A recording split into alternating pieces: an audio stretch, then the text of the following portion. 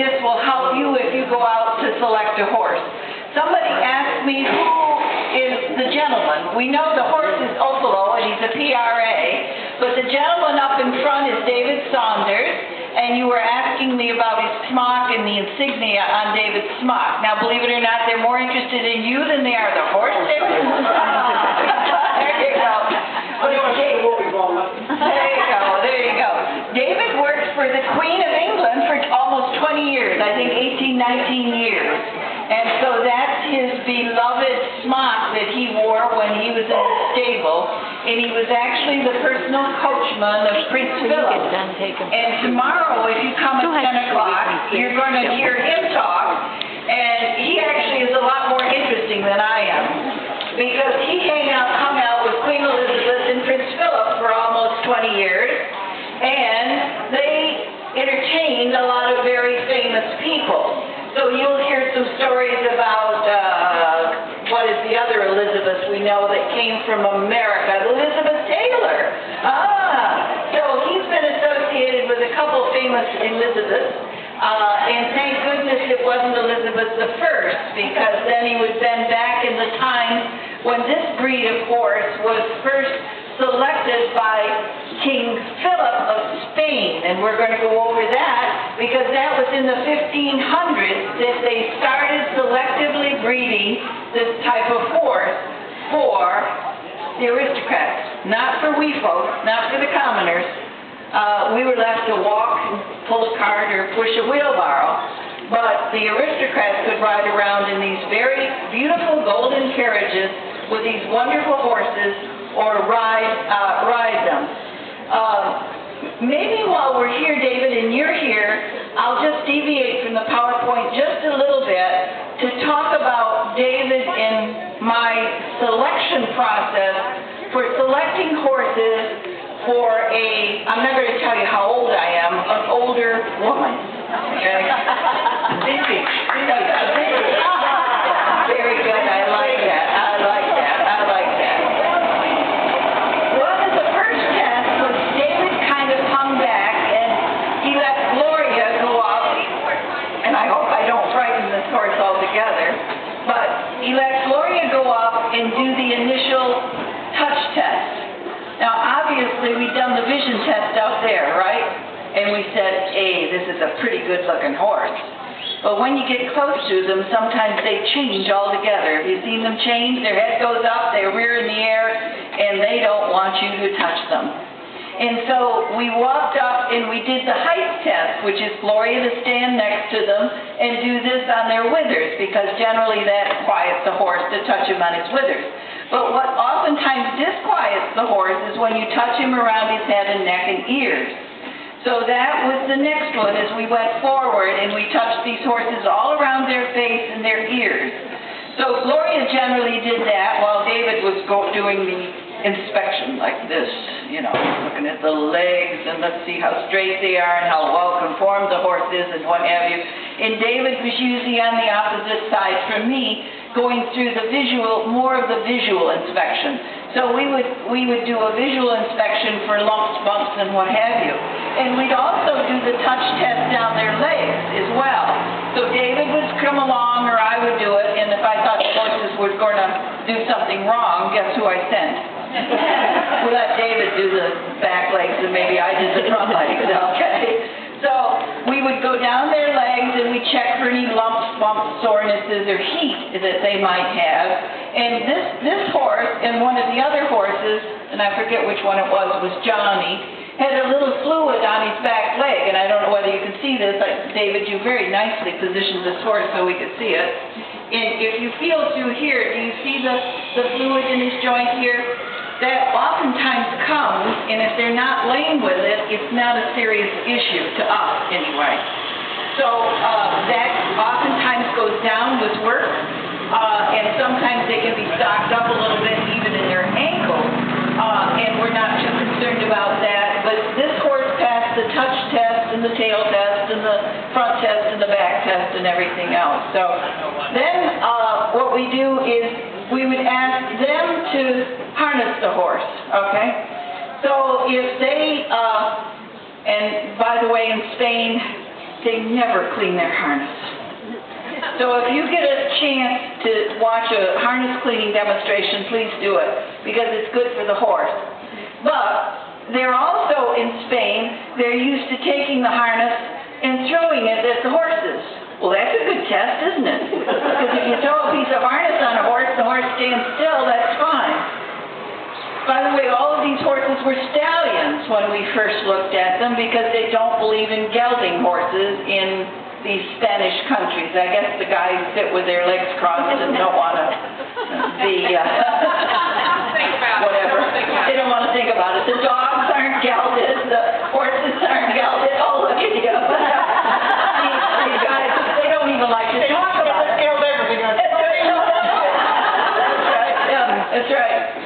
But to import them, it's much less costly, and there's much less time involved to import a gelding than a mare or a stallion, because they have to test horses that are imported that are of breeding stock. They test them to make sure there's no sexually transmitted diseases. Probably a good idea, and maybe we all should go through that ourselves.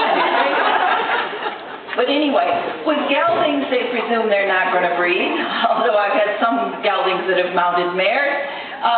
But anyway, so we needed to have them all gelded before they came to the United States. Now back to the test, or the evaluation as we go along. So I think then if they were driving, we watched them put the harness on, we watched them put the horse to the carriage. Sometimes we saw single horses demonstrated, sometimes it was pairs. And in the case with this horse, they actually put them together as a four-in-hand initially. One of the original four was not a driving horse, though, so we asked to see him demonstrated under saddle. Okay, so fine, this goes off. Now, do I jump up on the back of four strange horses, or on the carriage with four straight horses? No. We watch them do it, and David says, well, maybe. And then David's my sacrificial man. You see, if anything's going to go wrong, we let David go up, and David does the drive test, and then David either gives me the eye, not bad, or you can tell by his body posture, we weren't enjoying this too much. They were pulling too much on my hands, or they were doing something else. So we sacrificed David at first, and then if they do pass the test, now I'll tell you what I did when we were at the stable where these four were put to. David gave me the nod. I literally ran, didn't I, Jean? I ran from the seat where we were hosted by the owner of the stable. I literally ran to my car to get my driving gloves. And he says, I haven't seen you move that fast in a long time. So I ran, got my driving gloves, got up on the front. One of the four horses we were driving was actually very bad. He was leaping in the air, bounding, and doing all sorts of really strange things. But the remarkable thing is the other three weren't bothered in the least.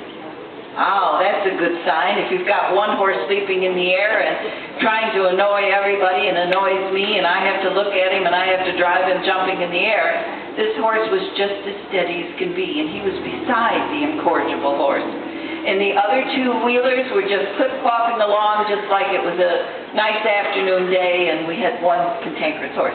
Well, anyway, so we traveled all over Spain, and I'm going to show you some pictures of that, and ended up coming back to this breeder and buying 4 horses at this one breeder's place.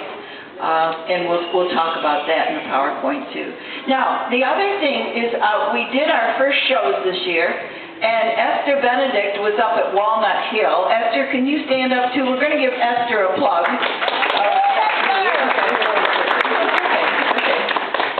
See, David's even trained him to cope with applause. Just for you, Gloria. Yeah, just for me, yeah. So we get lots of applause. Esther, do you want to hold that up for me? Yeah. Esther was inspired and actually did this of a pair of grays, or our leaders, from Walnut Hill. And she's the artist that's right over here, and that's going to go home with us. Thanks to Esther. Thank you very much. And so go visit visit her, please, today, because PREs can inspire artists for a long time. And so I think what we're going to do, in fact, Esther, if you want to stay here, maybe if you studied art history, you must have at some point or another. Maybe if you can identify some of these things, if they want to know where they're from out of history, we'll see. But that's what we're going to talk about. We're going to talk about these horses in history and their inspiration, not only to other breeders, but also the art world. Okay? All right. And I think we're set. In what? Oh, yes. And we're also going to see in the PowerPoint presentation his daddy. Opolo and Sacro, who are in the stalls down here, are sired by Fuego the 12th. Fuego the 12th is Spain's top dressage horse. And if you saw him here at the Way in 2010, the crowds were absolutely just stood up, yelled, screamed, and there was such an ovation for Fuego the 12th, this horse's father, that many of the people were very upset that he did not win first place in the freestyle dressage, and there was another horse that did. And then if you even go online or some of the places, you'll see some of the comparisons, and I want to brag about Opolo's father, because if you take still photographs of the horse when he was doing his performance, his father was absolutely in perfect form for a dressage horse. So Fuego the 12th is the daddy of this horse and the daddy of Sacro. So, and if you were here in 2010, you got to see the sire of these two horses. Yes, go ahead. Why did you choose of all the breeds to go to this one now? Okay, that's a very good question. Very good question. I went to a performance of Cavalier. Does anybody? Oh yeah, all right. Down in Tampa, Florida with Gene. And Gene has now been to enough horse events, so he's quite patient, he's quite tolerant. And I bought one of those packages where you could get cocktails, dinner, see the performance, go talk to the performers, and go a backstage stable tour. Well, I saw some very large gray horses in the performance, but when they're up on stage, you can't really see how big they are or what's going on with them. So we turned into the stable after the performance, and on the left there were 4 stalls, I think it was, with PREs in them. Pura Raza Español, or in Spain they call it Pre. They roll their R's into E's or A. Is that correct? Somebody who knows Spanish better than I do. So I looked at those horses, and I turned to Gene, I said, these are coaching horses. And that's my goal, is to drive a 3,000-pound coach to large horses, okay? And they've got to be big enough so they can pull the coach, but you don't want them to look like draft horses. You want them to look like saddle horses. So that's the thing that this breed is mastered, although this is the biggest of all of ours, but the other ones are very strong and sturdy. So that was how I first got the image. But I wanted grays because I drove blacks before, if anybody saw me. And so I wanted you all to know I had new horses. It's my age driving new young horses. This is the eldest of the ones we've got, but they're 5 and 6 years old. I wanted you to think I was really great.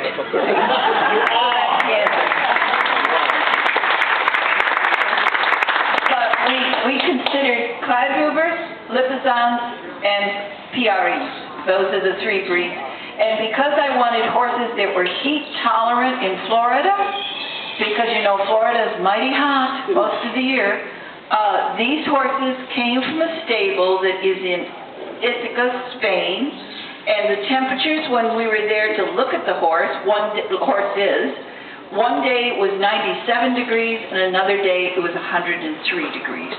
And they were out exercising the horses, driving the horses, and yes, they were perspiring, but they weren't absolutely winded, they weren't absolutely exhausted from working in very high temperatures. So that's the rationale. Grays, because they're different, and And I had also worked with Andalusians, which are generally, those Andalusians are a little bit smaller, I found them very, how do you describe their personalities of these horses? Well, how can you bring a horse out here and clap and applause and show lights on him and he's fussing with David, but that's because David's got the snacks. Right. In that pocket. Right, in that pocket is right. In that pocket is right. So how do you describe the personality? Now, David is a professional, has worked obviously with the Queen's horses and tons of different varieties of horses. And I've driven, I think, 16 different breeds of horses beforehand on 3 different continents, South America, Europe, and the United States. And the personality of these horses are what? How do you describe them? Well, they're spectacular when you want them to be spectacular. I've driven a lot of them, but they're also, you just drop the reins and they'll stand there. We just went to North Shore coaching drive where we stood for an hour and a half lunchtime each day, and from just picking them up, putting them down, they just stood there, they'll just drop their hands. I've driven them in the bull ring, in the Plaza de Toro, in Seville, in Spain, and you stand out in the street, wait to go in, and they're just standing there with everybody else, and you go in the ring and they just light up. But the biggest character strength they have is you only have to show them once, sometimes twice, and they get it. Whereas with a lot of other horses, they never get it till the day they die. Yeah, that's right. Whoever said that, thank you. Thank you. Yeah, that's right. Yeah. Okay, no, that's good. No, that's it. Very good. Thank you, David. The horse is going to go away, and I'm going to show you some pictures. Are there any other questions before we carry on? No? Okay. All right. Very good. And forgive me, I may stand here, and the slides are not going to be all that good. And I don't know whether you as horse people believe what Leonardo da Vinci said about horses. He said the horse is the most beautiful of God's creatures. I feel that way, and I have for a long time since I was a little girl. The only other creature that I think comes close to it outside of man, or maybe I should say outside of Jean Sarah, I should say is a deer. I love deer, white-tailed deer, because I grew up next to white-tailed deer. And when they race through the field and their tails are up, they look so proud and magnificent and flowing and everything else, and I think the horse does it as well. Now, I also think Leonardo da Vinci, when he did his original drawings of the horse, he did everything. He was truly what they call the Renaissance man. So if you're called a Renaissance man, that means you know everything and can do everything. And I'll keep referring to Gene because I've got to take him home with me tonight. So he's really as well. So he did a study of horses, and it must have been about the Spanish horse. Okay. The interesting thing is that there is a breed association, and it was founded in 1912, and it is official part of the Spanish government. So this breed association is actually where all of the horses are registered. It's run through the Ministry of Agriculture, as the slide says. And there is a stud book there with over 700 breeders from 22 different associations around the United States. And the coat color, and I'm sorry these slides are not so good, but you'll get the general idea, I think. It's interesting because I'm going to show you another slide, and I think it's from Virgil. You all remember Virgil. You've all read him. He's a poet in Roman times. And he talked about the horse as well, and he also talked about the Spanish horse. But it's interesting that there's a concept within this breed association, and also in several places, that a gray or a bay is the best quality horse. Now, I've had a lot of wonderful chestnuts, and I've had a lot of pintos that I thought were fabulous.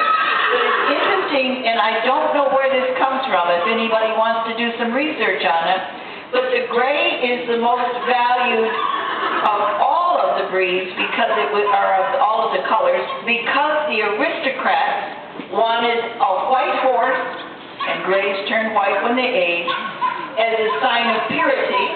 And also, it took 1 full extra hour a day to groom a white or gray horse. And so therefore you could demonstrate your wealth because you had enough staff to clean the horse. Now don't talk to David about it because David then said, oh, well, maybe we should have gone with bays or blacks or something else. So bay and black are the next choice within this breed association, but you can see that they do come in all colors, even Palomino. We saw Palomino and we saw one of the most gorgeous dun-colored horses that glittered like gold that I'd ever seen in my entire life there. Yeah. So anyway, in the stud book, as we said, it's in Seville, and that's in Spain. There's only over 180,000 horses from 50 countries, and they register annually about 17,000 horses. Now, interestingly, the economy has been bad. I guess you all kind of felt that in your pocketbook because we don't do as much traveling with our horses or as much with it. And the economy was so bad in Spain is they are actually destroying some of the mares there. There are many more. I think there's 35% more mares going to the slaughterhouse now with the bad economy. So it's really affected Spain and it's affected the breeding of horses, and it has here in the United States as well. Most of you probably know that. Yes, Just mention to them that they slaughtered 185,000 last year of the mare. That's right, 185,000. He's really good at remembering all those details. Well, they aren't now. No, they're not. No. So they slaughtered 185,000 mares last year in Spain. That means fewer PREs, okay? They're not gelded. There's a wonderful video on YouTube if you want to go to the registry and how they're registered. And it will show you, it will go through the steps of getting the horse microchipped on the left side of its neck. All of these horses have a microchip that describe their physical characteristics. It records a blood test, so they prove their parentage when they go into the registry.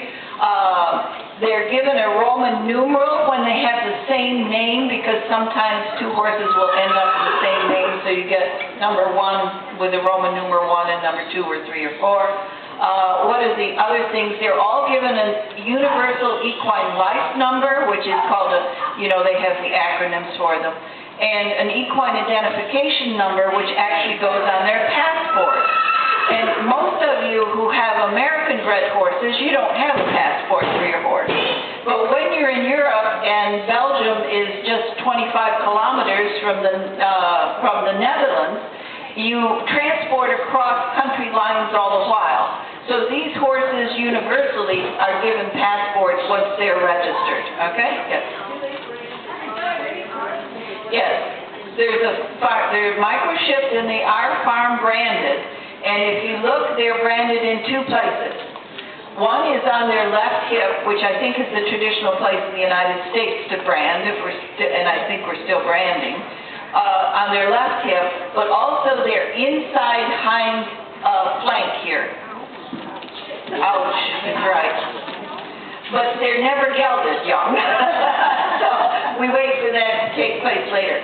In fact, we brought them into Belgium to have them gelded because we didn't believe that the veterinarians were that skilled in Spain to geld them, because they're not accustomed to gelding stallions in Spain.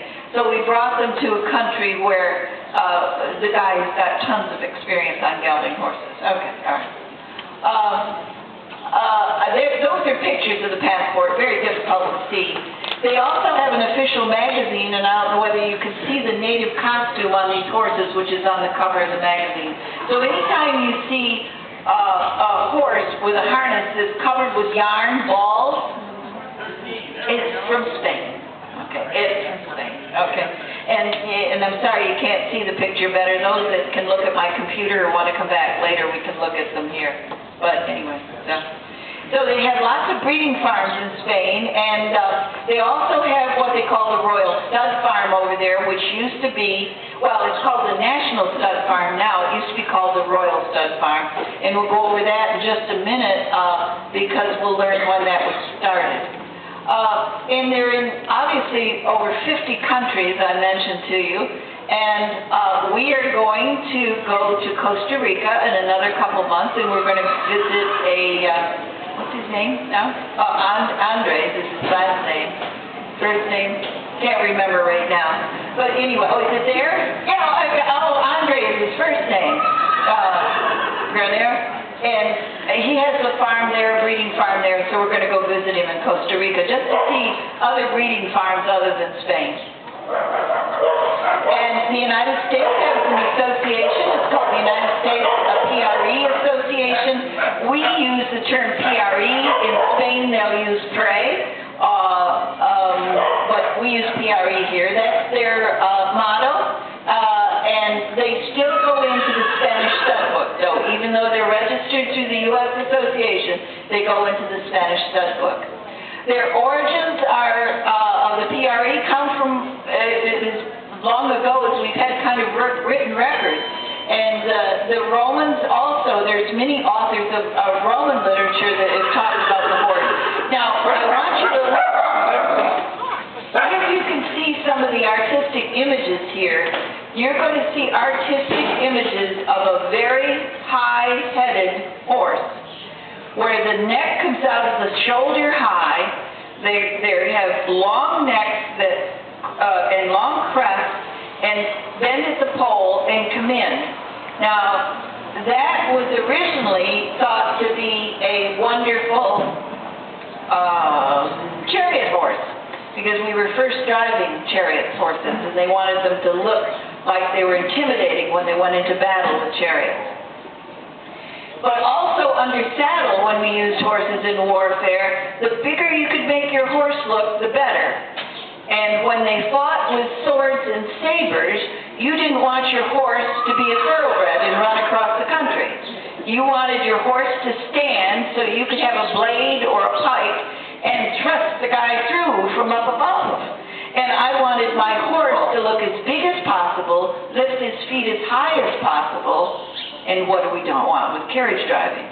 We look the best we can. We particularly gravitate towards what we call Baroque horses, which have a very high neck set on their shoulders. And you all know why that is? What's our gait? What is the gait we use? Trot. What do you do when a horse trots? His shoulder comes forward. So if you've got a quarter horse, where's the shoulder going to go? It gets in the way of the head. And I'm not criticizing, and somebody said, oh, you don't like quarter horses. I love quarter horses. Because let me tell you, they're the best, safest carriage driving horse you can have. Because we have bred absolutely fabulous quarter horses here in the United States. Unbelievable. They look fabulous, they move fabulous, they're wonderful animals. So that's not the reason. I'm just telling you that the gait of the carriage horse is the trot, because it's the most sustainable gait over distance.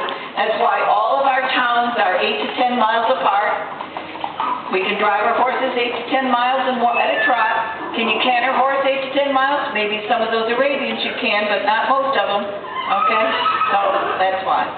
So we just look at some images, and then some, here's another, this is a mosaic that's on the floor in a Roman ruin, and you can see the great similarity to that of the Spanish horse. And these are actually some cave paintings, because in some of my other presentations on the history of the horse, I show cave paintings in France, not in Spain. Well, here are some replicas of the ones that were in Spain. And the one of the man leading the horse up there is 5,000 BCE, which is 7,000 years ago. So we have had domestic horses, or we've had horses in Mankan for over 7,000 years. I usually say 6,000 years because that's what I'm comfortable with, but definitely know that. So here we go. So 6,000 years. The history, it says dog may be man's best friend, but again, the horse wrote history. And again, I want you to look at the images that are much like the Spanish horse, okay? Xenophon, he also was a Greek author, and he was in about, there you go, 400 BCE. And he was one of the first authors, not the first author. There was another author that actually talked about nutritional value, support of the horse. But anyway, he wrote a great deal about the selection, grooming, and bitting of the horse. And interestingly, the last quote, and it was fun for me to go back and do this PowerPoint because I uncovered some things that I hadn't seen in a while. And they said the rider, and it's no different for the driver. It's the same for you guys too. It says the rider should give the bit and lighten the pressure as a reward. So if my horse gets his head in the right position, or he's at the right speed, I reward him by release. And if he goes too fast, I take hold of him again, and then he slows down, and then I release. That's what I want, that cadence when you release, okay? So the high-headed horse we've covered. I'm just going to show you some images in history, and you can see on the far right, they even exaggerate the head position of the horse. No horse looks like that, but they wanted a very high-headed horse, and that's what I call it. Even the winged horses were high-headed. They wanted them for riding and driving. There's some images. And here's what Virgil said about the horses. And he said, I don't know whether you can look down in the middle. It says, a bright bay or a good gray is the best color. The worst is white or chestnut. Now, don't go sell your chestnut horses. Because I used to criticize Appaloosas. Ooh, bad on me. Because then I would see the best dressage horse that was an Appaloosa, I'd see the best hunter-jumper that was an Appaloosa, and then I'd see the best driving horse that was an Appaloosa. So I've learned we don't do any of that sort of thing anymore. Okay? So, yeah. But in the chariot horses, and as I told you if you attend some of our other history lectures, horses were actually driven for about 1,000 years to chariots into battle before they were ridden into battle. It was Alexander the Great that championed the cavalry, and it was in fact, there's even biblical stories about Kadesh, I think it is, the Battle of Kadesh. In the booty, you wouldn't steal oil if you were over in the Middle East in the old days. What'd you take? You took their horses and their chariots away from them. That's what you went to war for, and also their women, by the way. There's another famous author, John Keegan of the History of Warfare, who would suggest all warfare is wife stealing. So aren't we proud? Okay. But anyway, so the history of the royal horse, and this is amazing that if you had a wedding years ago with aristocrats, what was the greatest gift you could give the new couple? A horse. A horse from your stable. And the most prized stable to get one from? Spain. Spain was the most prized stable to get a horse from, okay? The French also valued their horses, and this likeness also looks like one of our PREs. He's a little thinner, he's a little leggier, and he's looks very much like this image Romano does. The Baroque horse, we call them Baroque horses because, again, their heads are held high. They were developed in a period of history when we fought with blades and knives and pikes. Gunpowder had not yet been invented. Okay? So we didn't need a fast horse. We need a horse that could stand his ground and do all of those advanced level dressage movements in classical dressage. Airs above the ground, piaffe, passage, whatever. Yeah. King Philip of Spain was the Spanish gentleman that first started the royal stud. And he did it back in the 1500s, you can see here, and they started selectively breeding these Spanish horses. Now, I was at a conference with the CAA in Mullet Hall. I don't know whether any of you went to Mullet Hall with the CAA. There was a wonderful feral island pony there of Spanish descent. Do you remember him? You went later. Oh, you went later. Well, anyway, you know about Mustangs. Yeah. And there are Mustangs on those islands out there. They're descendants of the Spanish horse. They've been left to breed, what do you call it? Not selective breeding, but you call it natural breeding. Okay? So that's that's what those horses look like if you leave them in the wild. They go back to a brownish color. They go back to a small frame, a small size, so they can survive in the wild and eat scrubgrass, right? Well, do you think that horse we just had in here had been having scrubgrass? I don't think so. I don't think so. So his lineage of this horse is probably from the time of Philip II, where they were selectively breeding gray horses, larger horses, horses with higher headsets, horses that look like the horse you saw here now. And that's what we do today. My belief is that the horse has been the animal, the single animal that's been in man's control under selective breeding process of any animal in history. Okay? We've had the longest history with selective breeding. Yes, go. The only thing we find is their titer tests high for pyroplasmosis. And the second in this slide presentation, but I'll tell it to you now, we went back to get some spare horses because these horses were working out so well. And when we went back, we selected two gorgeous animals from a different breeder. We call him the B breeder. He's named, the brand has got a big B on it. Okay. Selected them, went through the whole process. They didn't pass the blood test to get imported to the United States. So, now that's why David went back and we got two more that are a little bit lesser quality, but they passed the blood test. So when I sent David over, I said, you're not to look at any horses that haven't been blood tested first. So we had some representatives over there that selected 10 horses, 5 pairs to look at. And of the 5 pairs, 6 horses passed the blood test. So I would guess there's probably a 40% failure rate of those horses passing this pyroplasmosis titer test. Okay? So the other tests they've passed. Now, interestingly enough, where did pyroplasmosis come from?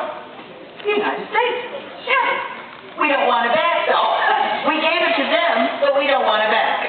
Okay. Yeah, go ahead. Do they have inspectors or if it's lineage, it's in stud books? I don't know the answer to that question. I don't know the answer to that question. Yeah. But interestingly, we first selected, no problems. They came in. Right. Okay, William Spakespeare, over the years, well, the Spanish horse has been found in the bloodlines of a lot of these different horses throughout the Hanoverians, the Lipizaners, the Cladrubers. The Cladrubers, Emperor Franz Joseph, he deliberately went to Spain to find those horses. He wanted Spanish bloodlines, but he wanted them larger, so he crossed them with an Italian horse. To come up with a Cladruber breed of horse, which is from the Czech Republic, and the official coach horse of the Austrian Empire. The noble horse, that's just another quote. We're going to try to get through this as quickly as we can. There's Franz Joseph, and what I just told you about the Cladruber horse. He wanted to breed a beautiful, sensible horse that could pull those very expensive golden carriages, okay?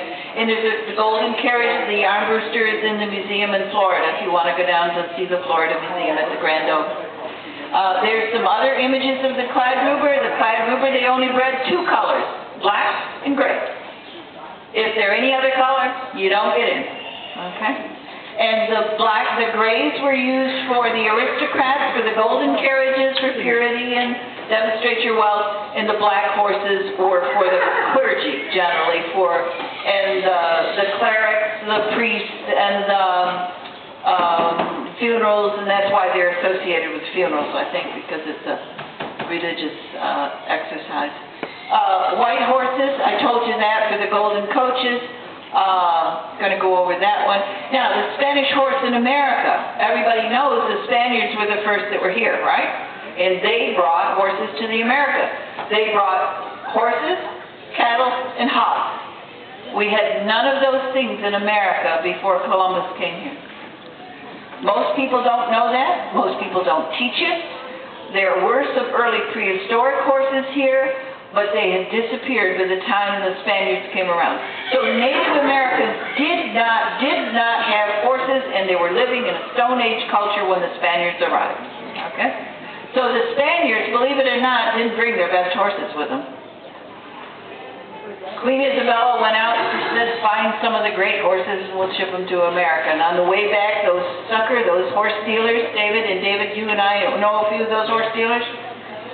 They bought a good horse with a lot of money, and then on the way back to the ship where Columbus was stopped, they traded him off, sold a good horse, took a lesser horse, pocketed the money, took the lesser horse to America. So probably we got the lesser horses here in America. But anyway, the conquistadors brought them here in the 1500s. And one of the things that really bothers me is to have the feral horses that are in the American West or on the islands of the Carolinas called wild horses. They are not wild horses. Wild horses have a different number of chromosomes. Those are domestic horses that have been left loose, just like a cat will be a feral cat. If it's not cuddled and handled, you can't get your hands on it, it'll scratch you to death if you grab it. And that's the same is true with these ponies that are out on the Carolina Islands and the horses that are in the American West. They're just feral horses. They've got 64 chromosomes, just like that Spanish horse, just like your quarter horse, just like your miniature horse, whoever's got a miniature horse there. Whoever's got it. DeSoto, Christopher Columbus, he brought horses here on his second voyage. It took, I forget how many months to cross the ocean, but anyway. Let's see, I don't remember all of the details of this, but they were living in a Stone Age culture. I think I've covered that. Hernando Cortez, he took them from the islands of Hispaniola, just like Columbus did, into the New World. But Cortez went into Mexico, and actually the first breeding establishment for horses here in these hemispheres of the Americas was in Mexico, in Veracruz. Something such as Ponce de Leon. Where'd he come? My home state, which is Florida. He was the one that first brought horses into Florida. He went to St. Augustine area and was looking for the Fountain of Youth. That's what he's famous for. But he was famous also for, in the Caribbean, for discovering and exploring Puerto Rico, and then also Florida. And he died in Cuba, I think it was, shortly after his 1521 exploration of Florida. Hernando de Soto, and I don't know whether you can see the map on the right, but he went up through Florida, up through Tampa Bay, and actually crossed the Mississippi River, and actually left behind Spanish horses west of the Mississippi in the hands of the Chickasaw, I think it was, Native Americans. And you will hear about the Chickasaw horse, and everybody thinks, oh, they had them, they bred them, they did. Well, they were feral horses, I shouldn't say feral horses. They were the Spanish horses left behind by the Spaniards, and particularly the first ones were from DeSoto, who went into there. So those are the first ones. The American Mustang, here's where I point out, don't call them wild horses. They're actually Mustangs or feral horses. Wonderful animals can survive in the wild. And a wonderful craze today of called Mustang, what is it, where they tame them and Mustang makeover. yeah, whatever it is, these trainers make names for themselves beautiful and earn money and fame by here's your Mustang, there's your Mustang, and we'll see what you can do with it within 5 hours or 3 days or 4 days. And they just finished their national event. And one of the local trainers in New York State, he gets all of his business because he gets all this notoriety from taming a nice Mustang. So there you go. So they're extremely popular today, and thank goodness because their lives have been saved because these wonderful trainers like David can make them into decent animals that we can use. North America, the cowboys, their conformation. I think what this is, the quarter horse and the thoroughbred are built for cantering because they carry their heads lower. You know how they carry their heads down here? That's for a reason. Don't anybody criticize those quarter horse things and tell them they're peanut bushers, and I've heard all of this crazy remarks about quarter horses in America. They've got to do that if they're going to herd cows, if they're going to herd other animals, if they're going to do sprint work. The thoroughbred canter a mile fast. They have to because they use their heads for cantering. Up and down, up and down. We want the heads up and out of the way for the trot, right? So that's what this one points out. Those are herding horses in North America, and on the bottom are herding horses in South America. And I call them basically herding horses because that's what they were bred for, is to herd cattle, herd other horses, herd whatever sheep, herd whatever you want them to herd. Head carriage, there's the two thoroughbred types at the top and the two baroque horses at the bottom. That's why Friesians are so popular for driving. Their necks and heads are up out of the way of their forearms. Okay? New colors, I explained this to you. I was driving Friesians before, again, another baroque horse. But here I'm driving grays, and they're the new horses. And our search started. We went to England first. We went to the continent of Europe. And we attended a show where I saw actually, and here I talk about the pyroplasmosis. We went to Belgium to look at a bit collection, and you can't see it in the lower right, but on the upper right I'm looking at bits. But don't feel sorry for Gene, because he got to sit in the backyard and he watched a robotic lawnmower for 2 hours. For 2 solid hours. So I'm thinking, oh my God, I left this non-horse man out there with this lady, and he's got to talk to the lady for 2 hours. I come out and he says, Gloria, have you seen it?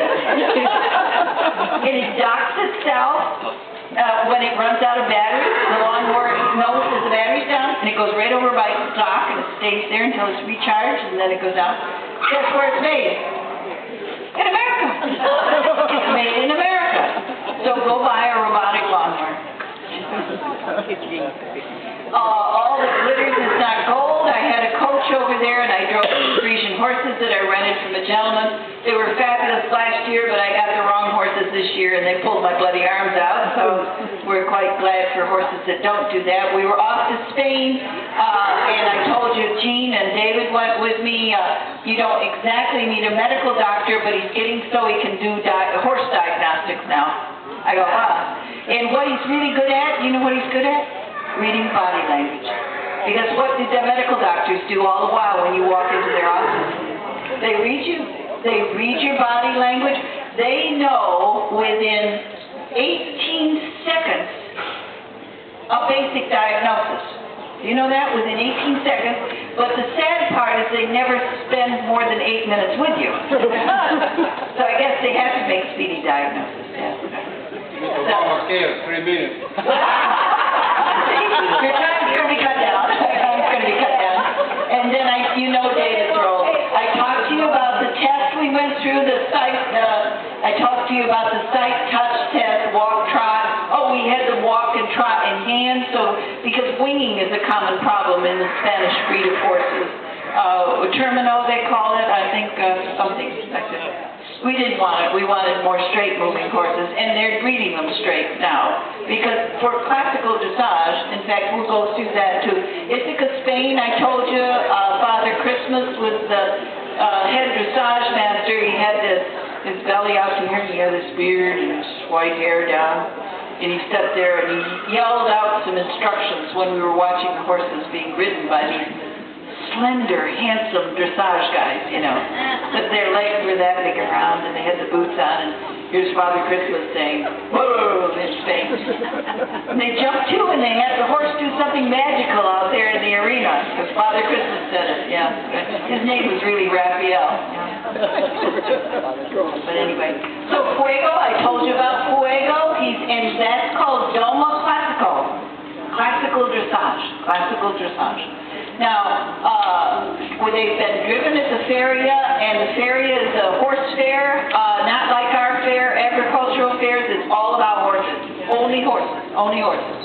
If you ever get a chance, go to the feria in Seville or Jerez. We went to the one in Jerez. So we drove horses, we looked at horses, we looked at stallions, young horses, mares. They shaved their manes and their tails so you can tell what's a mare. They don't generally sell mares, they sell their stallions. The National Stud, oh, we had an interesting experience at the National Stud, if I'm not taking up too much time, I'll be quick. We were to go to the National Stud. Remember it started out the Royal Stud under Philip II, and then it's National now, because there's no more aristocrats over there. Well, there are aristocrats over there, they sit and have lunch with Jean. But anyway, so the day before our appointment, our translator got a call and said, they've canceled your appointment for tomorrow, Gloria. I said, really? Yes. The newly elected president has a new official that visited the National Stud, and he told the people at the National Stud, I am not going to sell any of these horses to that American woman. So I became that American woman. I said, I still want to see the stud. I want to go to the stud farm. Can we go? So can we keep our appointment? So we did keep our appointment. I didn't see any horses there that I was particularly interested in, thank goodness. And by the time we left, 4 hours after there, somebody had called back and retracted their statement. So politicians don't always mean what they say.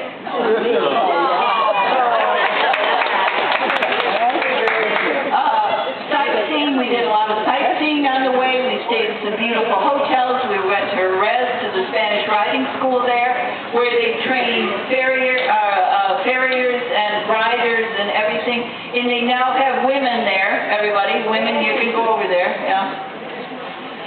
We saw horses and carriages. There are 3 talents, are dressage, driving, and bullfighting. And you can see on the right, there's 2 types of bullfighting. One is where the rider fights the bull off the back of the horse, and don't get that confused with the picador that's in the bullfight arena where they stand on the ground and fight the horse, okay? So, Doma Vaquera is the cowboy, and they have special outfits and special regalia on the horses and saddles and all sorts of things. This is the cowboy outfitted in the Spanish attire, and this is when we saw a lot of people just out in a field, like 4 riders with a long pole, and they were chasing little bull calves and just pushing them over with a stick. Testing them, testing them. So that's what it's called. This Rejoneador is where this is the amazing thing. They fight the bull on horseback with no protective gear and from the top of the horse. Would that be like cutting here? Pardon me? Would that be like cutting here? No, because it's a bull that's charging you. It's been bred to charge and attack. And so the horse, they test the skill of the horse. It would might be a little bit like cutting, I guess. You have to, I don't know, do something. I don't quite understand all of it, but it's not exactly like ours. They're bulls. We actually went to a farm where they breed these bulls and they leave them feral, wild in the field. Nobody touches them. And they're bred because of their aggressive nature. And the Sherry Company uses this bull as a symbol, and so you'll see these placards all around Spain. You see these images up on a hill of a bull, of a toro. Our Texas Longhorns come from them. Our Florida Cracker horses come from those our Florida Cracker cows, and our Longhorn cows all come from those Spanish cows. They first brought them here in Mexico and Florida. So that's why you see the Florida, and the Cracker horse too, They're all of Spanish descent, Training was fun at home, and these are just some pictures at home. We actually saw what we call a reverse unicorn, and you might want to try this if you've got 3 horses and not 4, and a single carriage and not a 4-in-hand or pair carriage. You put 1 horse in the back and 2 in the lead. All you need is a nice post bar in front and long prayer reins. There you go. Okay, so it's a reverse unicorn. Now the benefit is you can get to the leader with your whip. Can you see in one of those pictures I've got 2 horses and I've got 1 in the back? The problem I always have when using the whip on the leaders to get one to move forward is I've got to go out around my 2-wheelers, or one of my 2-wheelers, depending upon which side I use the whip. Well, here, their bums, they're right out there, so you can just tap them, you see? There you go, so that's fun. Travel, and we've done indoor shows in Kentucky here last year with them. We did an outdoor show in Walnut Hill. And as David said, when you do coaching, you get ready and you wait. You get ready and you wait. You get ready and you wait. So the horses must be trained to stand still, and they must be trained to walk. Those are the two most important things you can teach your horse, is to stand still and to walk. Okay? They can always trot, they can always canter, they can always do all of that other stuff. Okay? And in the ring, in the country, and of course, the only reason we do this is to come hang out with you folks. Because the most driving force is these folks.